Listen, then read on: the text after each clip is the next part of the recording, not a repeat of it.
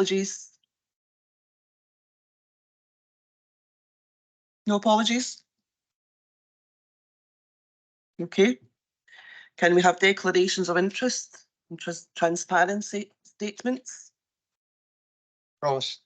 Yes, Councillor. I'd like to make a connection to item 3, page 14, 4.3, and it's when it's talking about HSCPs, because I'm employed by the NHS. Thank you.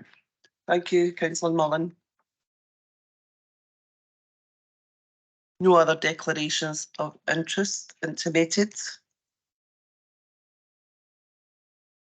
Okay, can we agree the first item on the agenda, which is the minutes of meetings, the meetings of council boards and panels? Agreed. Provost updates, Dave has it, and I must sincerely apologise to you because I forgot to send on the one from the last meeting. So that's I've included it in this one, which has been sent to you. So that will give you all something exciting to do tonight when you go home. Okay, the general fund financial update. Do we have any questions or comments? Councillor Clark. Thank you, Provost. I want to begin by thanking Alistair MacArthur and the officers for this excellent report, for its clarity, for its detail, its comprehensiveness, and indeed for the challenge that it brings to us, because it is a very challenging report. I have a number of questions, so officers might want to note them down. I'll just go through them at this point. Page 21, 7.1. Can you outline for us more fully the concern expressed that there is a timing disconnect between the speed at which the financial gap is expected to emerge and the ability of the council to generate and secure recurring savings? And then still under that point 7.1, to secure savings at the scale envisaged in the report, we are, I believe, speaking about significant job losses in 27, 28. Do we have any idea of the scale of the job losses required and the scale of the consequent loss of service? And then page 23, 8.4.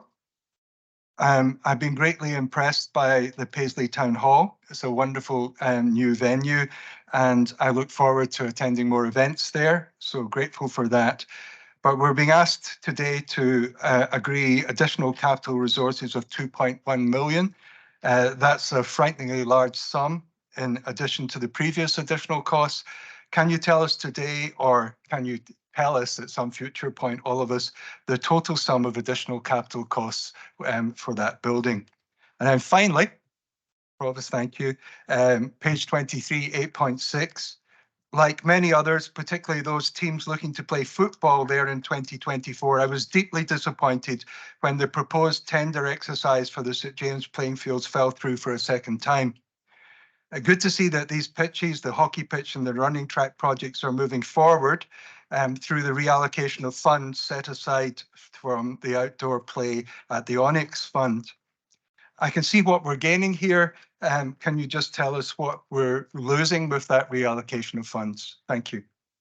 Thank you, Councillor Clark. If you don't mind, I'll just bring all of the councillors in before I ask Alistair to come in and address your concerns. Is that okay with you, Alistair? Oh, Ian McMillan, Councillor McMillan. No, thanks very much. And unfortunately, it's the usual financial report we've been receiving for quite a time now. It's quite worrying about the future of services here in Renfrewshire, and no doubt there'll be another 31 councils in Scotland will be having similar reports. Like Councillor Clark, I want to welcome the money for the football pitches at the racecourse. We in the Labour group have constantly raised this at various boards, so I'm glad to see that's moving along, and hopefully by the beginning of next season we'll have 4 new pitches and a new changing facility. I think it's important that we recognise the increase in women and girls football in the area, and at the moment a lot of the girls teams are fairly young, so they're only playing in a third of a pitch, but obviously they'll do what young children do, is that they get older and they'll be needing larger pitches. So the grass pitches at the racecourse might just be excellent timing for the rise in women and girls football in the area. The other issue I want to, just looking for some clarification, and that's in 4.3, when it mentions, I'll not read out the full sentence, but it's the last couple of sentences actually about the HSCP. I'm kind of just looking for clarification what that means when it says the position is not sustainable moving forward, nor is the continuation of such restrictive conditions appropriate under the Verity House agreement. So I just want to try and find out exactly what that means. Thank you. Thank you, Ian. Councillor Andy Steele. Thank you, Provost. My question is actually for Patrick of IT. If you want me to do it now, I'll do it, or if you want me to come back in. No, you can do it now. All right, okay. I'm just about to post an enormous hyperlink in the chat box. It refers to, oh geez, that is a big link. It refers to a report that came out just a couple of days ago from the, and this is a mouthful, the UK Government's Joint Committee on the National Security Strategy Report. It was talking about cyber attacks and the consequences of them. Cleveland Council in England was attacked. They estimate a cost of between 11 to 18 million pounds to repair the damage. I felt this was the best item to raise this issue under. These groups targeting public bodies such as councils, NHS, etc. They're considered to be coming out of Russia and North Korea and places like that. So my question, given all of this, my question was, have all steps been taken and are all steps being taken to ensure this council and the details it holds are as securely held as possible? Thank you.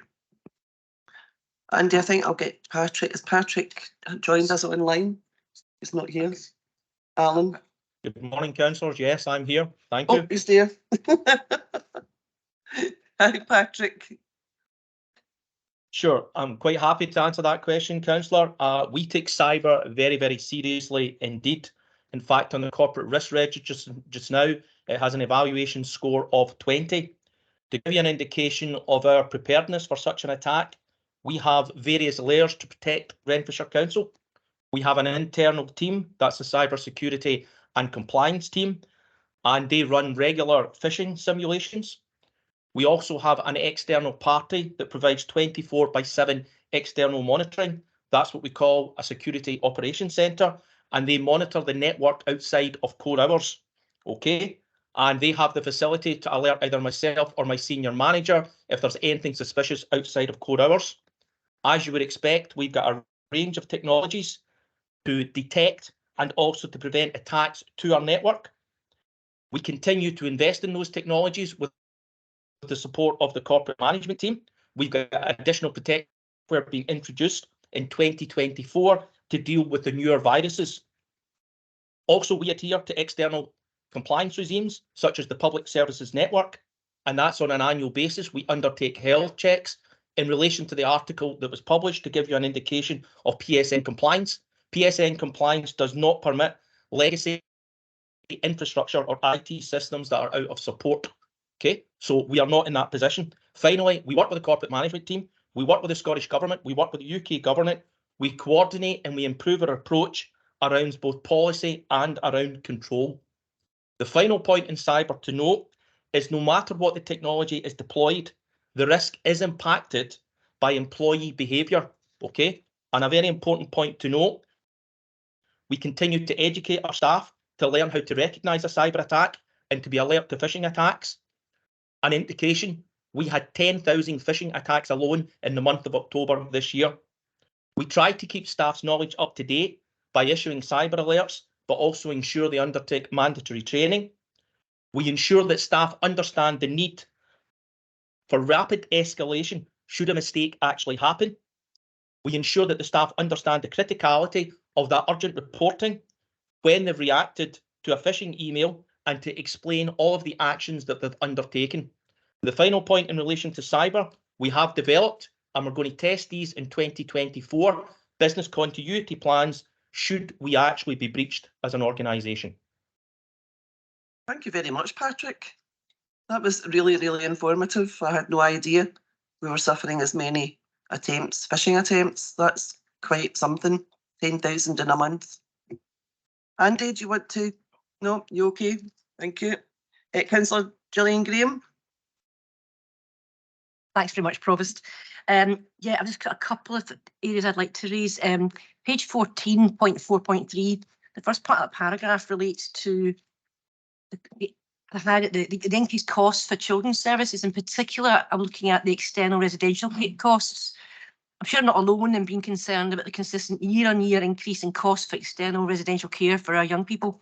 Now, the council aims to keep young people in a family or a home environment, and I applaud this, as I do the increased payments to foster carers and support to kinship carers, all of whom provide a tremendous service.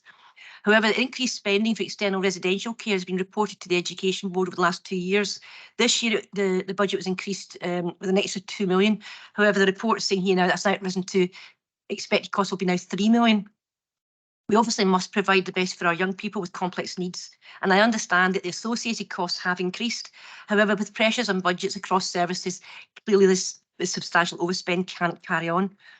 Officers have advised that external placements are held under continual review to ensure that they continue to meet the needs of individual children and young people, and that options to mitigate costs continue to be examined. I think we need to see a report, ideally to the March Education Children's Services Board, to provide some options on provision and for consideration by members. How are we going to provide this service but mitigate costs? We can't keep saying we're looking at it, we're looking at it. I think the time has come where we have to say we need to know what the options are. Thank you. And the other point I wanted to make was on point 6.6. It's just to note that the challenge of identifying savings within children's services, it is 50% of the revenue budget for the council. It'd be really helpful to have some more information on what kind of savings could be sought from children's services, given that we can't compromise the care needs. Thank you. Thanks, Councillor Graham. Councillor Eddie Devine.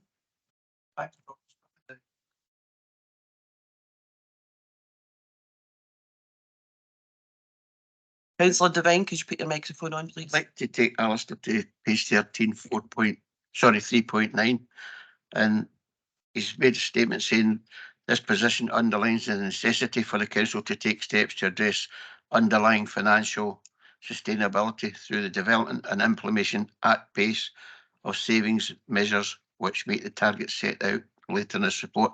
Could you explain what implement saving measures at pace mean?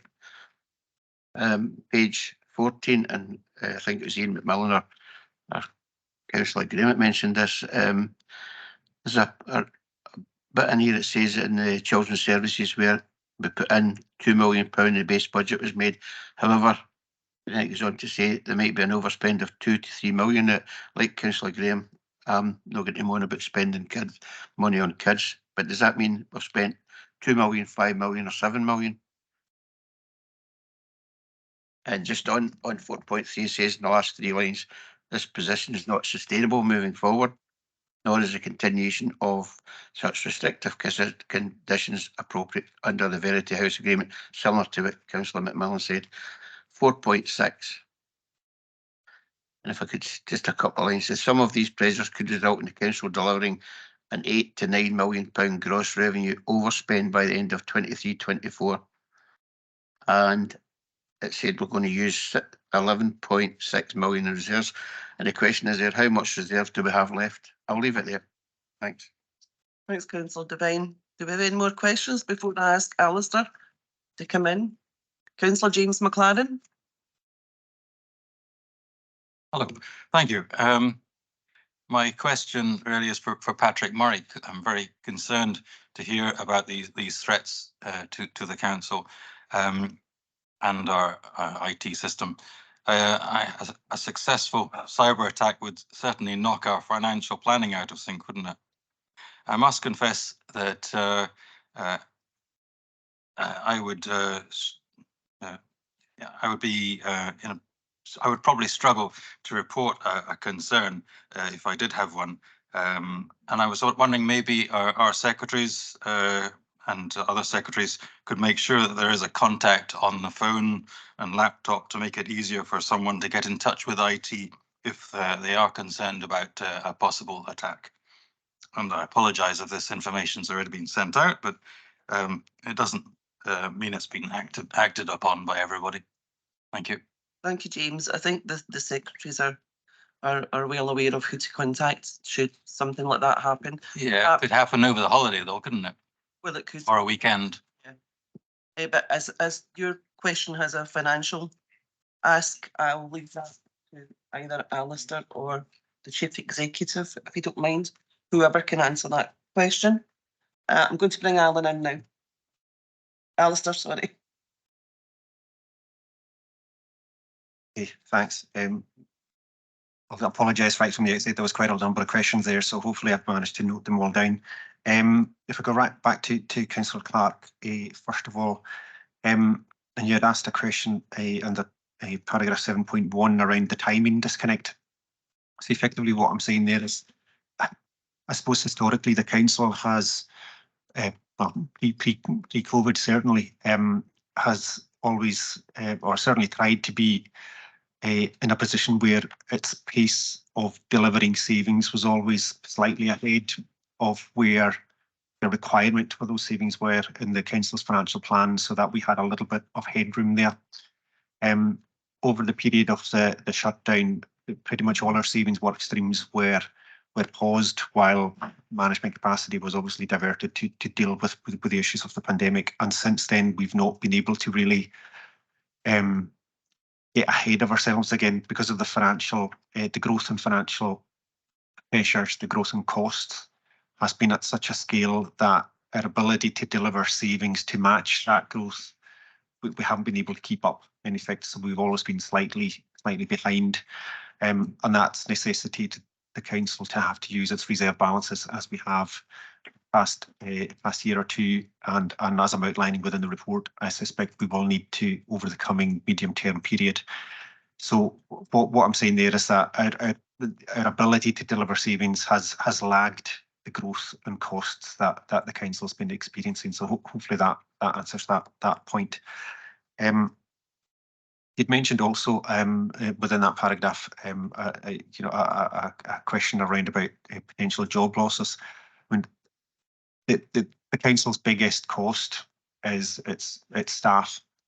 I think it is, and one of the main routes to delivering savings over the past number of years has been through elements of transformation that has undoubtedly seen a reduction in the total workforce size of the council. I don't think it'll be any surprise that I suspect that will continue to be a requirement moving forward. And we are by no means alone. The Deputy First Minister has said very recently that the overall size of the Scottish public sector workforce will need to reduce. That is not something that in isolation, the council will need to contend with. I think it's an issue that will affect every public body across the country. There were a couple of questions you had, Councillor Clark, in the capital section. And the additional resource that's going to Paisley Town Hall, I will confirm the figures to you about what that, the additional £2.1 million, what that then results in. I'll provide that information to all members, what that results then in the final total budget. I think it's important that members are aware of what the total cost of that project is outturned at, and I will provide that to all members after the meeting, assuming it's agreed by members. And you had asked a question around about St James, where we also have some budget reallocation. So there was a provision set aside for external play, as you mentioned, at the Onyx. What we're saying is that development or that proposal, there had been some work done around about what options might be available there, but there were difficulties with the layout of the site. That means the total budget that was set aside, some of that can be released to fund the shortfall in St James, but the balance has obviously been retained at the Onyx for the redevelopment of the hockey pitch there and to support the refurbishment of the running track at the Onyx. Oh, okay, right. Okay, Councillor McMillan, next, you had asked a question in paragraph 4.3 of the report for clarity around about the HSCP. So you'll be aware that over the past number of years, as part of the local government settlement, there has been a condition within there that funding that was associated with, or any increase in funding that was associated with social care, the council was effectively mandated to pass that through to the HSCP untouched. and the council has fully complied with that condition over the past number of years. As part of the Verity House agreement, there is obviously an aspiration to remove a lot of the conditionality that is within the local government settlement, and to remove the amount of ring fencing that is conditional within the local government settlement and comes through the various pots from Scottish Government. What I'm saying here is that assuming that those conditions are removed, then the council would need to give you, if there is additional funding, what it would intend to do with that funding. If there's additional funding for social care, obviously council has retained responsibility for children's social care, and over the past number of years, despite the fact that additional funding for social care has been provided, the council hasn't been able to keep any of that to address the pressures that we are facing within children's social care. All of it has to be passed through to the HSCP and I'm not saying the HSCP doesn't have pressures of their own. They absolutely will have financial pressures of their own. But until I have a clarity about what, if any, conditions are attached to the local government settlement that might be announced as part of the Scottish budget announcements next week, then I can't see exactly what the position will be for next financial year.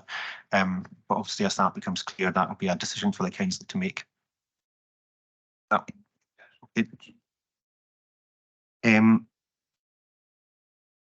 Councillor Graham, okay, I think you had a similar question about the costs and the options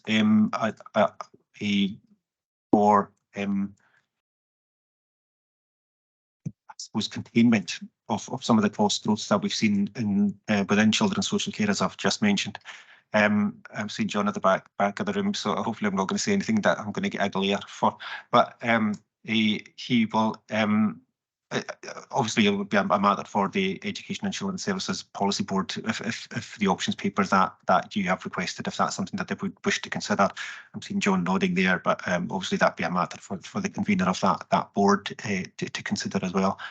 There undoubtedly has been a very significant increase in costs.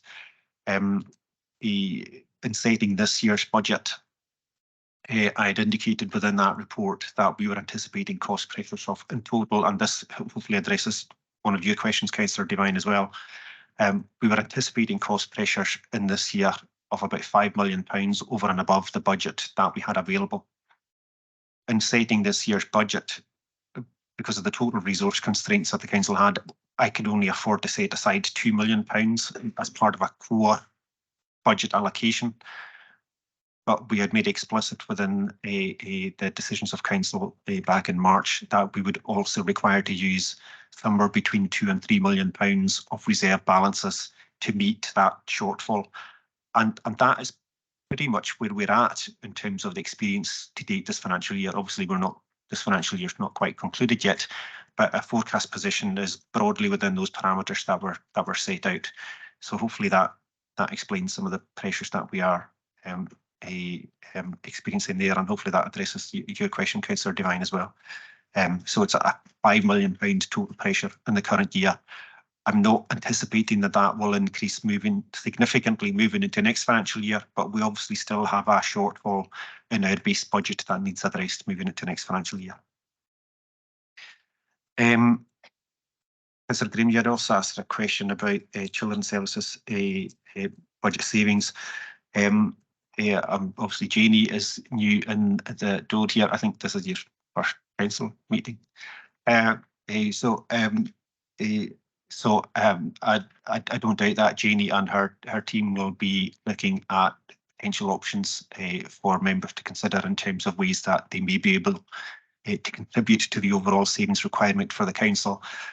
I think the children's services budget is approximately 50% of the total council budget. It is a very significant part of what we do, and to meet savings on the scale that we are talking about over the medium term, I think it would be incredibly difficult for the council to achieve those without looking to children's services. If we don't, then it simply means a bigger burden for the remainder of council services, which have already, over the past number of years, probably contributed disproportionately to the overall savings that have been delivered over the past number of years. Councillor Devine, sorry, I think the only question that sorry, you had asked a question about delivery of savings at pace. I'm not sure if my response to Councillor Clark's question, if that has helped any in terms of your question around about 3.9. Would that mean we'd need to stop having the policy? We've got to have no compulsory redundancy. That's not obviously not a decision for me. That would be for elected members to consider. But what I'm outlining within this report is hopefully a way that we can utilise the council's reserve balances to help manage the council through the next fairly challenging number of financial years in a way that we don't have to look at the cliff edge decisions, if I can put it that way, and that we can utilise those reserve balances to arrive at a measured way that we can approach the delivery of savings, and we have time to do that in a way that is proportionate, is that the council, as both council officers and elected members, are comfortable that is at a pace that is reasonable. So in terms of that particular question about that, no compulsory, that's a decision for elected members. It's not for me to consider. It's not something that I as an officer would be considering right now. So not on that point. I think that is all. Sorry, Councillor Devine, you had a final question around about the use of reserves. As I've outlined within the report, the council will need to use its reserve balances fairly heavily. Over the next number of years, we could be using potentially up to about £30 million of our reserve balances. That is using our reserves on a planned basis. It's important to understand this council will still retain an unallocated reserve balance. That is our kind of risk contingency. That we've held that unallocated balance of about £10 million for the past number of years. Given the financial challenges that the council has and the number of risks that the council is facing, I think it's important that we do have a balance there that is our is held against any other risks that haven't quite been foreseen, and that the council may incur, whether that is adverse weather events or something of that nature. We do need to keep some money in reserve for those kinds of events. Hopefully that is all the questions answered. Yeah. Thanks, Provost. Councillor Adam. Thank you, Provost. It was really just to come in 4.3 and try and reassure some of my colleagues. I appreciate your report, Alistair, but as you said from your own mouth, it'll be in the council will take a view on it. So I appreciate this is your opinion, that it's not sustainable, but really when the time comes, this is for noting. So when the time comes, it'll be actually down to the elected members to agree what we do with the money and how it gets passed through. Alistair gives that opinion. We take that on board and then we make the decisions. So rest assured on that. But it certainly doesn't give IGB members the reassurance that we were looking for, because obviously there is anxiety when you talk about lifting ring fencing. So certainly that we note in the report didn't go very far to reassure them, but I hope I can reassure members that this will be an elected member's decision and not an officer's one when the time comes. Okay, thank you. Thanks, Councillor Adam. Councillor Rodden. I think Councillor Rodden's online. Thanks, Provost. Yes, I am online. I do apologise for not having my camera on. I'm not feeling 100% and I don't want to subject anybody to having to look at this mess at the moment, so I'll keep my camera off and just speak online if that's okay. I was just going to come in off the back of Councillor Graham's questions regarding the budget and any potential savings. Just a reminder that the Revenue and Capital Budget and Monitoring Report is a standing item on all Education and Children's Services Policy Board meetings. So she should feel free to raise those questions at a future board, and I'm sure that the officers will be more than happy to answer any questions or concerns that she has. Okay, thank you, Councillor Rodden. We have no more questions, I don't think, no more hands up. Okay.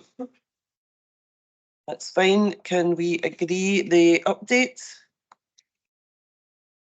Item 4 is the Treasury Management and Prudential Indicators Mid-Year Review, 23 to 24. Do we have any questions or comments? Any questions or comments? Just want to give a couple of minutes in case anybody online wants to stick their hand up. No? Okay, thank you. Can we agree that report? Item 5 is governance arrangements. We have a verbal motion from Councillor Devine. Councillor Devine, do you want to come in and An amendment, Provost. amend?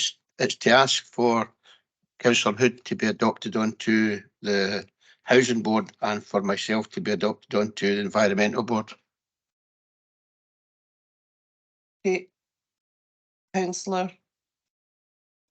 Councillor Nicolson. Thanks, Provost. Can I also move an amendment verbally that Councillor Jim Patterson be replaced on the Economy and Regeneration Board to Councillor Robert Innes, and that we appoint Councillor Andy Steele to Infrastructure Land Environment Board and Councillor Ken MacLaren to Communities and Housing Board. Please, thanks. Councillor Devine, who's your seconder? Councillor Hood. Councillor Hood. Councillor Nicolson. Who's your seconder? Councillor Patterson. Right, sorry, Provost. Right, okay, we'll ask them again. Councillor Steele's been added to. Infrastructure Land Environment. Okay. Councillor Ken MacLaren, Housing. Housing.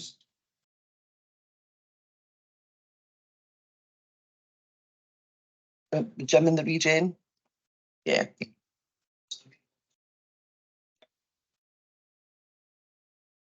Can I come in, Provost?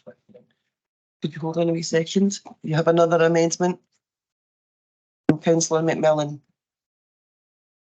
Okay, there's another amendment from Councillor McMillan. Ian. Can I just clarify again what Councillor Devine is asking for? He's asking for Councillor Hood to go into housing and right.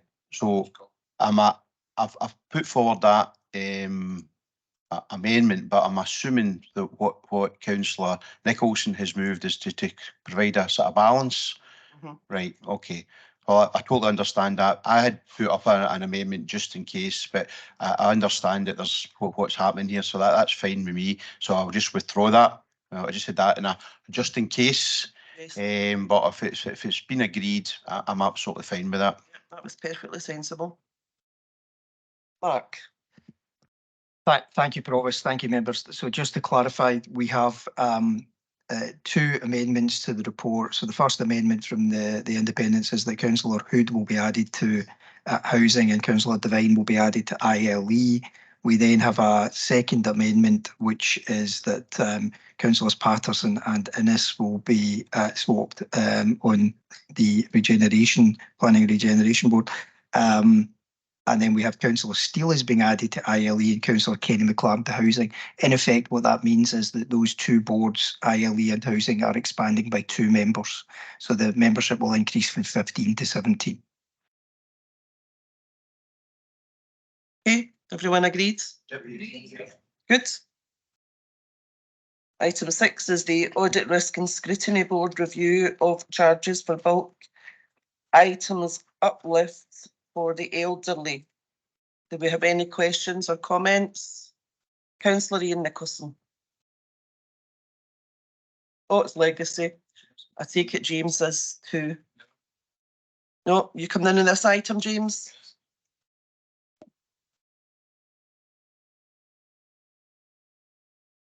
Okay. Councillor MacLaren. Thank you. It's good to see this report come today, and for the work that's been done on this matter that was originally raised by myself.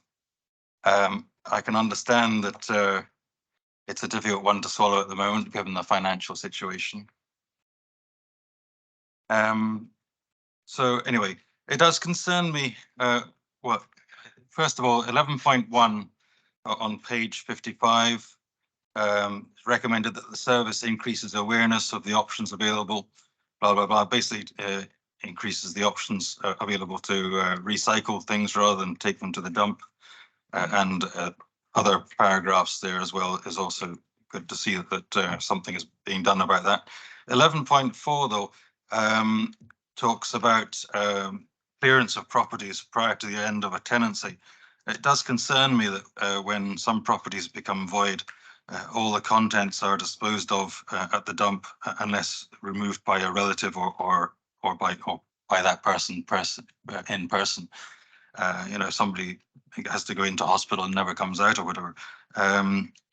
As I understand it, which always seems to me such a waste, when some of the items in that property could be, you know, recently put down, like a new carpet or something like that, but it still gets taken away and dumped. It would be good to see as much as possible of that being recycled in future. Yeah. So anyway, basically, good to see this report, and hopefully more can be done to recycle things. Thank you. Thank you, Councillor James McLaren. No other questions or comments? Okay, can we agree the board review? Thank you. Move on to item 7, which is the statutory review of polling places and polling districts. I want to bring Mark in to explain a few things for you. Mark. Thank you, Provost. Thanks, members. The report before you is perhaps somewhat more complicated reading than the version which came to the last council meeting, and that is because of the UK parliamentary boundary changes. As I indicated at the last meeting, we were still awaiting a decision from the Privy Council. That decision was made on the 15th of November, albeit it wasn't actually communicated to us until a good few days after that date. And those changes then came into force on the 29th of November.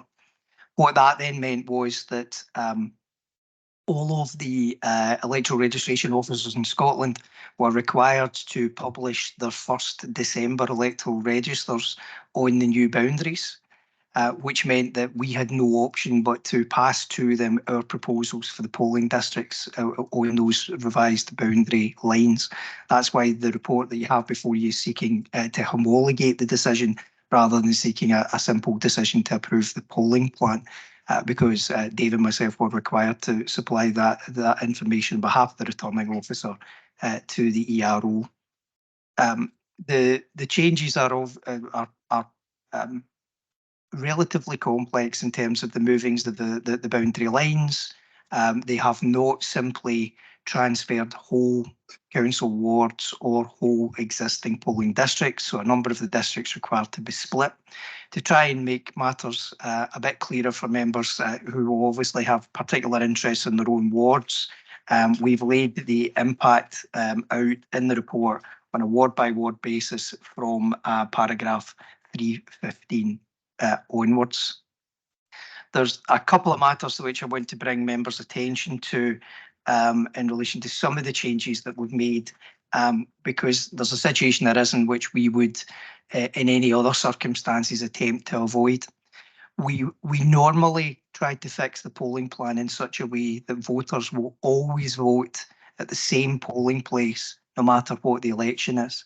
So if it's a UK Parliament, Scottish Parliament or council election, you go to the same place, unless obviously that place has been changed by a decision of the council or it's unavailable for some reason. Unfortunately, in this case, that's not been sustainable for a small number of voters, and those particular situations are indicated in the report. I think the biggest one affects 31 voters in a district. There's another one that's about 12 and one that I think is 2 from memory.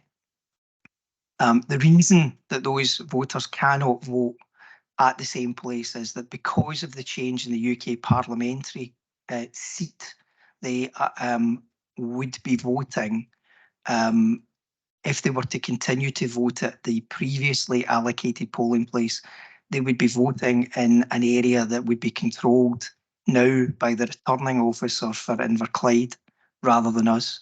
And we can't create a situation where we have a ballot box and staff for 2 voters or even for 31 voters in a polling place that we won't be running. So on that basis, we have allocated them to polling places which will be within our control. However, for the Scottish Parliament and council elections, that would either be their own Scottish Parliament seat or their own council ward. And on that basis, we have to allocate them somewhere else for those elections. What we will do is that we will get the details from the ERO as to all of those voters, and we will write directly to them explaining the decision that's been made so that they are particularly been made aware of it. Obviously, every voter gets a polling card, which will tell them where to vote at any given election, but we want to draw their attention to this in advance and explain it to them. So we will do that on behalf of the returning officer. The Scottish Parliament boundaries are being reviewed, and I would hope this is something that perhaps we could take some steps to rectify in the course of that, and then in the subsequent review, which will ultimately happen, of the council ward boundaries. Again, we could perhaps see what we can do to address it. On that basis, I would ask that members approve the report, and I'm happy to answer any questions. So the last thing I will say is that whilst there are maps attached to the report which draw your attention to the particular polling district changes, we have printed off maps of the new constituencies, and they are available for you to collect on the way out. We didn't want to put them on the desks, given the limited space that you have during the meeting. Thanks. Okay, thanks, Mark. Have any questions? Councillor James MacLaren. Thank you, Provost. Yes, I note that the only school in my ward, Ward 11, to be used as a polling place is Dargaville Primary School. I recall questioning this at a previous meeting. Will the school need to be closed on polling day, or will it remain open? Because I'm greatly concerned if it needs to be closed, and I feel that further actions need to happen to look elsewhere for a polling place in that area.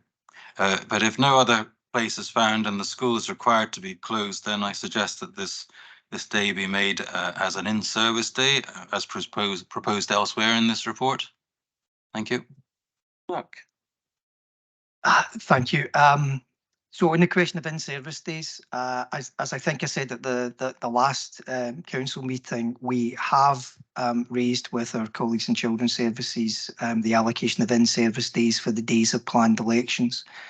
So for the Scottish Parliament election in 2026 and the local government election in 2027, we would hope that those would indeed be in-service days. The difficulty for the UK Parliament election is obviously we don't know when it will be, and therefore you can't fix an in-service day for it. The election could be at any point from 6 weeks from now to I think it's the 28th of January 2025. And we will literally get 5 to 6 weeks notice of that. So therefore there is no prospect that we would be able to agree an in-service day for the UK Parliament election. In respect of Dargaville Primary, we have looked at it and we think it could be possible that the school could still operate whilst the polling place is located there, but we haven't got as far, Councillor McLaren, as actually having detailed discussions with the head teacher and our colleagues in Children's Services to agree that, which is what we would always do before we would make such arrangements. So it is something that we would look at, and certainly on our assessment, we think it's feasible. Thanks. Thank you, Mark. If you could please keep me informed of that. Thank you. Okay, thank you, Councillor McLaren. Okay, can we agree the reports? Okay, listen, I'm going to have a wee comfort break just now, 10 minutes. Then we'll be back with hopefully 1 or 2 motions. Then the children are coming in. So I'll have a comfort break just now because you'll not be able to get it in about half an hour or so. Before you go, can I just say that it was remiss of me not to mention that this is the first meeting of our new Director of Education and Children's Services, Janie O'Neill. And she's here. Janie, can you give us a wee wave? And welcome to your first meeting. And I hope you enjoy them moving forward. Okay, come back, be back at 25 minutes to